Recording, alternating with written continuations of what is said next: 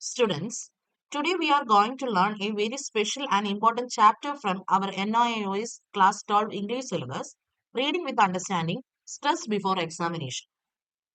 ഇത് നമ്മൾ NIOS Class 12 English syllabusലെ വളരെ ഇമ്പോർട്ടന്റ് ആയ ഒരു ചാപ്റ്റർ ആണ് പഠിക്കാനായിട്ട് പോകുന്നത്.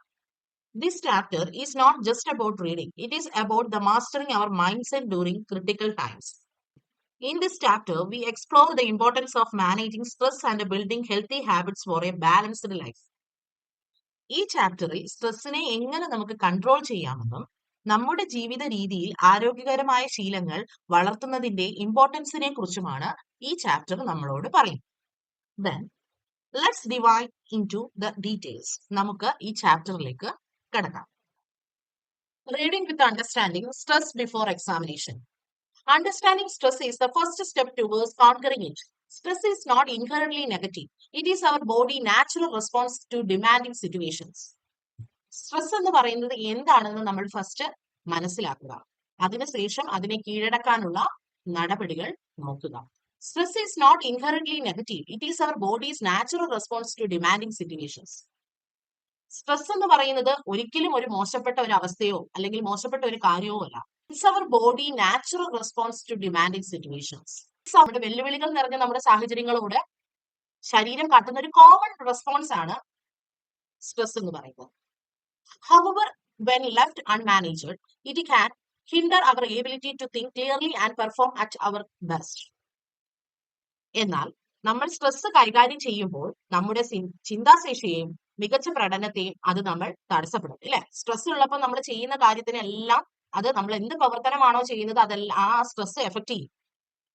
In this section, we will delve into practical strategies to cope with the pre-exam stress, equip you with the tools to maintain composure and focus during this critical time. ഈ സെക്ഷനിൽ പറയുന്നതെന്ന് വെച്ചാൽ stress എങ്ങനെ നമുക്ക് overcome ചെയ്യാം, സ്ട്രെസ്സിനെ എങ്ങനെ നമുക്ക് അത് മാനേജ് ചെയ്യാമെന്ന് നമ്മൾ ഈ ചാപ്റ്ററിൽ പഠിക്കും. Then, from effective time management and study techniques to relaxation method and mindfulness practice, we will explore a holistic approach and tackle stress. Remember, the exams are not just assignments of knowledge. They are opportunities for growth and learning how to navigate challenges. ഈ ചാപ്റ്ററിലൂടെ effective ആയിട്ടുള്ള management, study ടെക്നിക്സുകൾ, relaxation method, mindfulness practices, ഇതിനെക്കുറിച്ചെല്ലാം നമ്മൾ ഈ ചാപ്റ്ററിൽ വ്യക്തമായി പഠിക്കുന്നതാണ്. Remember, exams are not just a assignments of knowledge. ഓർക്കുക, പരീക്ഷ എന്ന് പറയുന്നത് അറിവ് അളക്കാനുള്ള മാത്രം ഉള്ള ഒരു കാര്യമല്ല. They are an opportunity for growth and learning how to navigate the challenges. വെല്ലുവിളികളെ നേരിടാനും അവ പഠിക്കുവാനുമുള്ള ഒരു അവസരമാണ് എന്ത് എക്സാംസ് എന്ന് പറയുന്നത്. അത് നമ്മൾ ഈ ചാപ്റ്ററിലൂടെ പഠിക്കും. Section 1. Before examination, many students are under tremendous stress, but it is not just the students who are stressed. Teachers and parents to face the same situation. പരീക്ഷയ്ക്ക് മുമ്പ് പല വിദ്യാർത്ഥിനികളും വലിയ സമ്മർദ്ദത്തിലാണ്. എന്നാൽ വിദ്യാർത്ഥിനികൾ മാത്രമല്ല, അധ്യാപകരും രക്ഷിതാക്കളും ഇതേ സാഹചര്യം നേരിടുകയാണ്. Why do people get stressed? Adolescents are faced with the demands of their developmental task and that of a complex society. They need to acquire skills of adjustment to emerge in the adulthood unaffected by these demands. കൗമാരക്കാർ അവരുടെ വളർച്ചയുടെ ഘട്ടത്തിൽ പലതരത്തിലുള്ള വെല്ലുവിളികളും ഈ സമൂഹത്തിൽ നിന്ന് നേരിടേണ്ടി വന്നിട്ടുണ്ട്.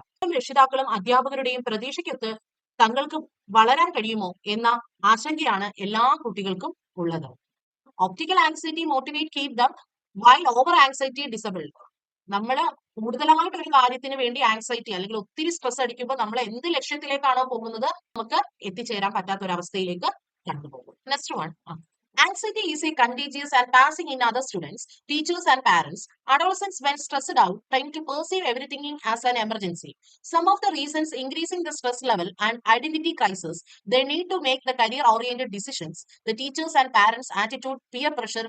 കുട്ടികൾ എക്സാമിന് പോകുന്ന സമയത്ത് അല്ലെങ്കിൽ എക്സാം ഒരു 10th ബോർഡ് എക്സാം ഫേസ് ചെയ്യുമ്പോൾ കുട്ടികൾക്കെല്ലാം സ്ട്രെസ് ആണ് അല്ലെ. എന്താണ് മറ്റുള്ള പിയർ ഗ്രൂപ്പ് അല്ലെങ്കിൽ എന്റെ കൂടെ പഠിക്കുന്ന മറ്റു കുട്ടികൾ നല്ല മാർക്ക് മേടിക്കുവോ, അല്ലെങ്കിൽ ആ കുട്ടികളുമായിട്ട് എന്നെ കമ്പയർ ചെയ്യുമോ എന്റെ പാരന്റ്സ്, അല്ലെങ്കിൽ പാരന്റ്സ് പറയുന്ന അനുസരിച്ച് എനിക്ക് അതിനനുസരിച്ചുള്ള മാർക്ക് കിട്ടുമോ?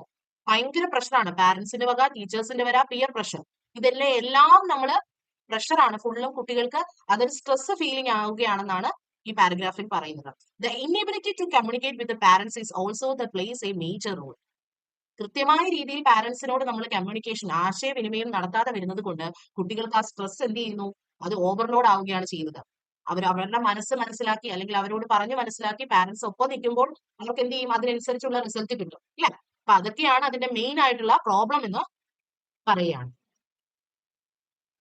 Then, good memory depends upon a good brain. The brain needs a good supply of oxygen, glucose, calcium, phosphorus, and iron.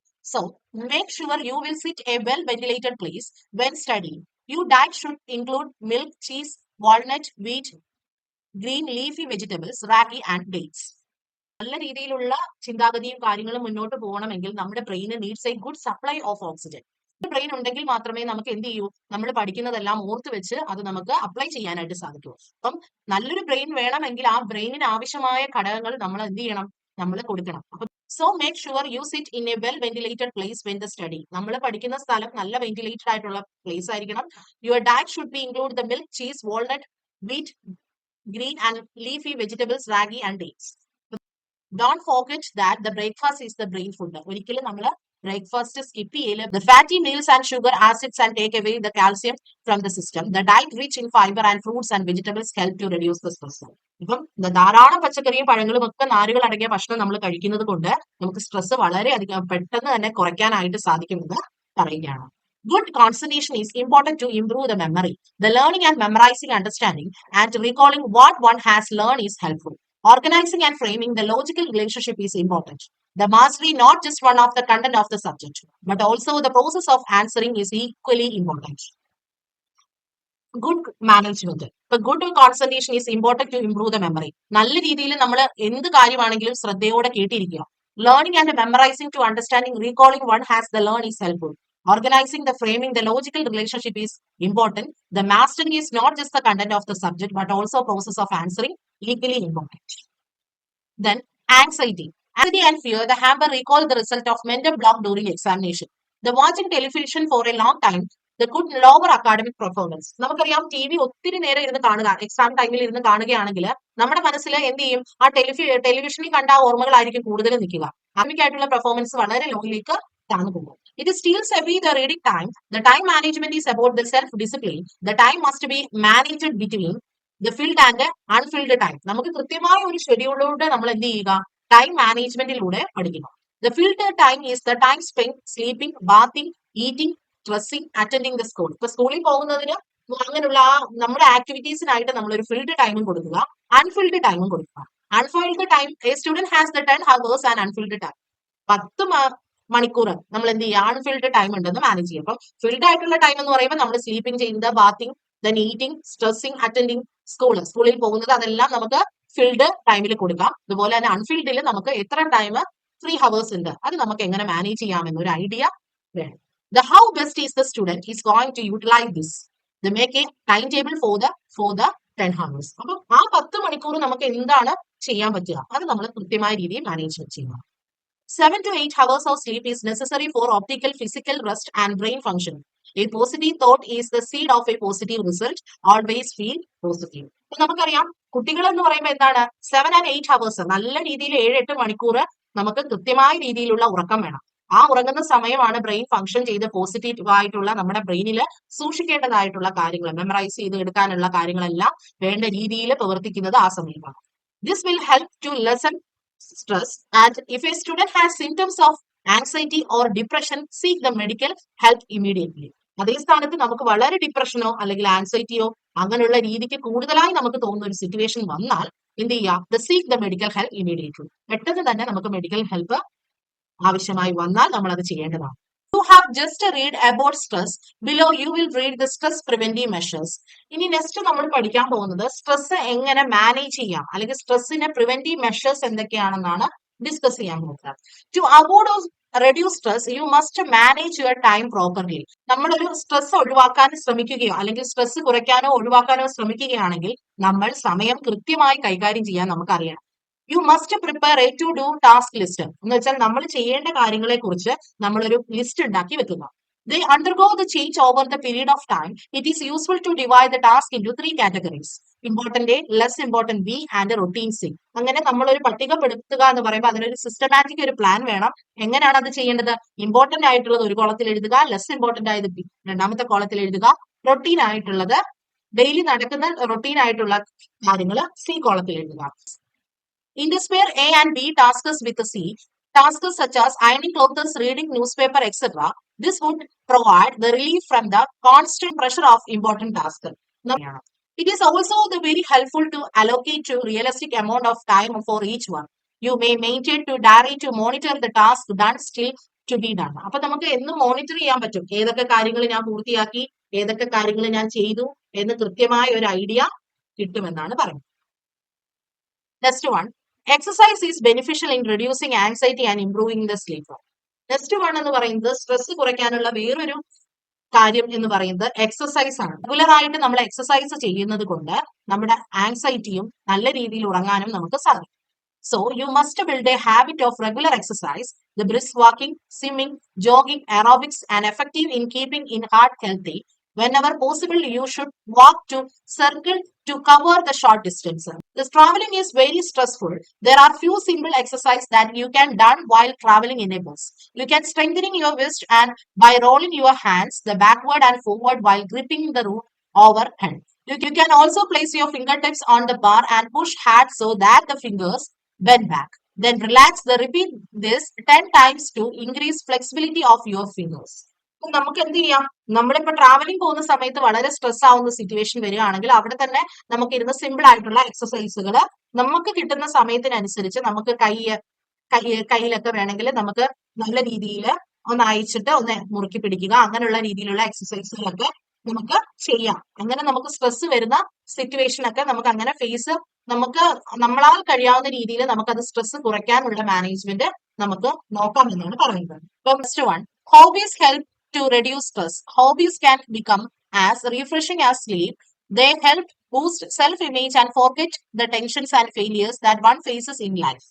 നമുക്കറിയാം ഹോബീസ് സമ്മർദ്ദം കുറയ്ക്കാൻ സഹായിക്കും. അതെങ്ങനെയാണ് നമുക്ക് ഹെൽപ്പ് ചെയ്യുന്നതെന്ന് നോക്കാം.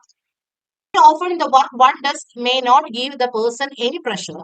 However, since the one choosing the one's hobbies according to hobbies help to reduce the stress, hobbies can become the refreshing as a sleeper. Help to boost self-image and forget the tensions and failures one faces in life. They often the work does may be given the person to any pleasure.